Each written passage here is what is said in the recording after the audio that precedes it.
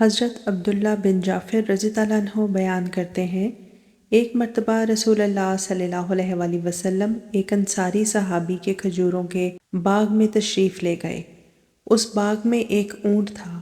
جب اونٹ نے رسول اللہ صلی اللہ علیہ وآلہ وسلم کو دیکھا تو وہ کراہنے لگا، اس کی آنکھوں سے آنسو بہنے لگے۔ وہ نبی پاک صلی اللہ علیہ وآلہ وسلم کے قریب آ گیا۔ رسول اللہ صلی اللہ علیہ وآلہ وسلم نے اس کے سر پر اپنا مبارک ہاتھ رکھا تو وہ خاموش ہو گیا۔ پھر نبی کریم صلی اللہ علیہ وآلہ وسلم نے فرمایا، اس اونٹ کا مالک کون ہے؟ ایک انصاری نوجوان کھڑے ہوئے اور کہا، یا رسول اللہ صلی اللہ علیہ وآلہ وسلم، یہ میرا اونٹ ہے۔ تو نبی پاک صلی اللہ علیہ وآلہ وسلم نے فرمایا، کیا تم اس جانور کے بارے میں اللہ سے نہیں ڈرتے؟